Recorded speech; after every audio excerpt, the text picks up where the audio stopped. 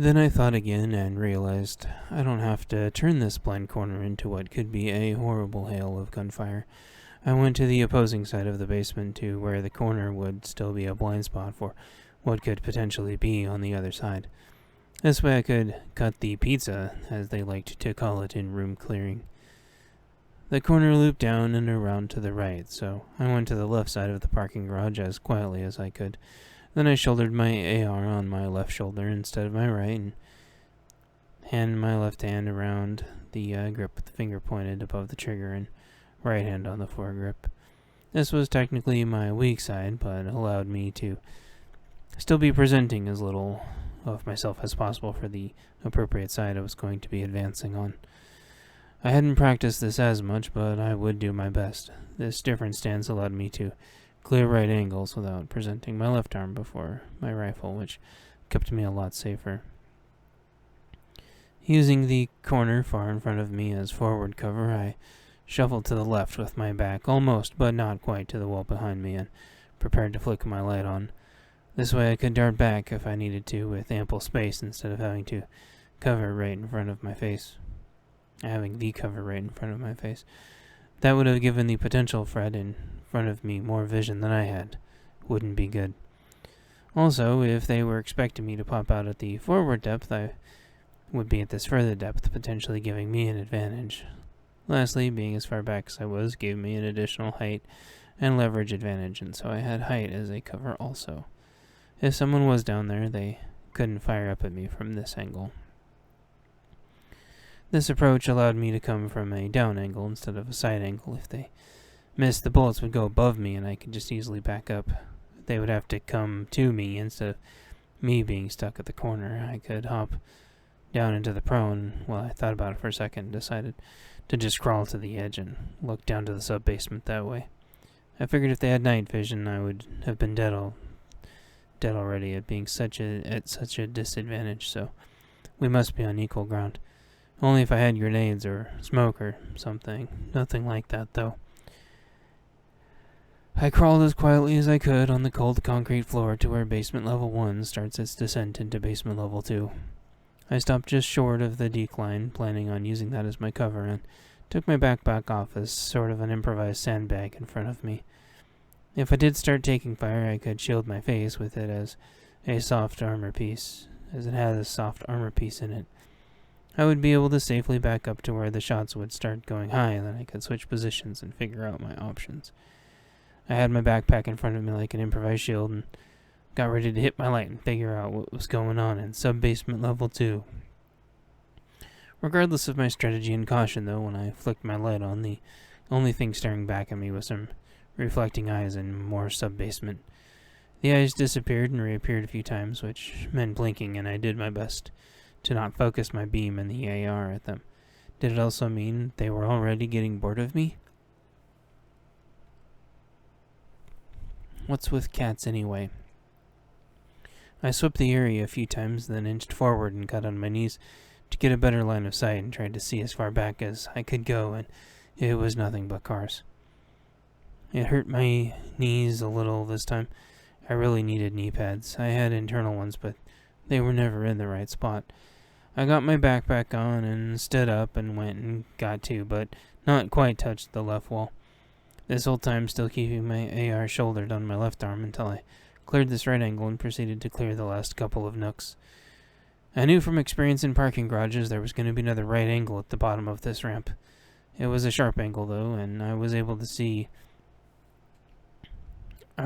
to quickly peek around and tap my light once to see. I checked that area next, and there was nothing, only an empty corner. There was a supply closet there, too, tucked under where the ramp is, and it was securely locked. With that, I did another sweep and saw nothing but cars, so I switched my AR back to my strong side and kept going. Where the first floor was more practical vehicles, I think mostly due to that floor having more ceiling space, this floor had some more of the exotic cars. I was still doing well on time according to my watch, and took a second to swoon at the 99 silver Dodge Viper that lived down there. I knew absolute squat about cars, but that one was always my favorite. It had been armored by someone that liked 90s TV shows. It had been raised about 4 inches so it could handle our roads here better. It also had a drone that could launch, run flat tires, and it was just all around badass. It was literally my dream car. He even had the drone I needed. Bah! I think someone that was affiliated with this place had the foresight to collect locations of rare cars that he had been keeping his eyes on, so when everyone split during the collapse, he got all the rare cars he could hear for preservation. It seemed silly, but everyone had their own idea of what was important. These cars were very American, so in a way it really made sense. There was a whole area here of cars from TV shows, a time travel car with flip-up doors, an 80s black Trans Am that was famous for talking, and a yellow bug car that could fictionally turn into a robot. Past those was several black cars side by side, starting with a black military-looking one, then a curved, long-looking one with a turbine in the front and wings in the back. Lastly was a beautifully modified Lincoln Futura with smart red piping and fins in the back. There were even more I found interesting, but as I went from car to car, I tried to remind myself I was searching for threats. I wasn't there to gawk at cars. I didn't understand very well. As I went from car to car, I eventually got near the end of sub-basement level 2. That meant I was at the next elevator and door. If I was unable to get through this door, I wasn't sure what I would do. I swept the area one more time and didn't see anything. Enough procrastination. It was time to try the door. It was a brushed steel knob. I looked down at it as if trying to will it to be okay. Also, I thought back and realized in the future it would be super helpful to bring a crowbar with me. I wonder if this door was trapped, maybe with some C4 plastic explosives or maybe a claymore. I think I recall them having some claymores here. I remember us being down here before, so it isn't like they would leave this door randomly claymored, would they? I wouldn't think so. Nobody would try to enter from down here because this would be a stupid place to enter from. So stupid, it might work. There were a lot easier places to enter if you were trying brute force. I was really procrastinating on this door. I looked down and some of the cats had gathered at my feet. Maybe this was a sign that they trusted me and the door. If it was bad, maybe they wouldn't want near it, I mused. The doorknob was on the right side of the door, and the door opened inward. I switched rifle positions again, from having it shouldered on my right to my left, and switched hand positions. I then took my right hand off my AR's foregrip and went to grab the steel doorknob. In anticipation of something, some of the cats got up against the door at this point, and some got on their hind legs. There were maybe 4 or 5 cats now, and they started mewing and clawing at the door. I thought for a second as to how best to open this door and begin to clear hallways, and decided I wanted to shorten my AR a bit. Due to this special SWAT-style AR being a direct piston impingement system instead of gas, and thus not having a buffer tube, I could actually have a folding stock on it instead of it being collapsible. I found the release to fold the stock using my memory and pressed it in, quietly folding the stock, then hearing it snap a second time when it became completely folded in place.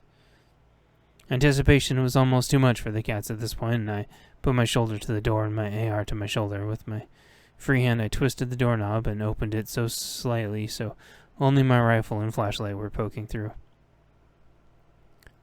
I brought my free hand back, and the cats helped me open the door from there, all pushing the door open at the same time and rushing in like a furry torrent.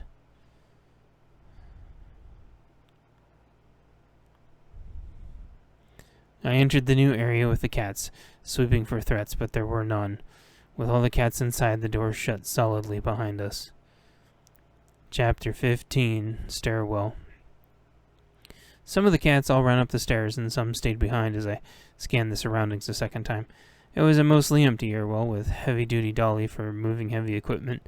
There was also some oversized plastic tubs on the floor with some ground-up cedar chips. Those must be the cat's litter boxes. The dolly placed here likely in case people wanted to move heavy objects around nearby. I maneuvered to traverse up one floor to see what the issue with the door was. I went up a couple stairs and pointed up with my rifle to see the ceiling. No threats and nothing off the stairs. I went the rest of that set of stairs backwards, and no threats the level above me. There was a steel filing cabinet wedged between the door and the stairwell, though, that nothing on earth could have moved from the outside. It had also somehow fallen in a way to where it wedged the door into the facility shut as well.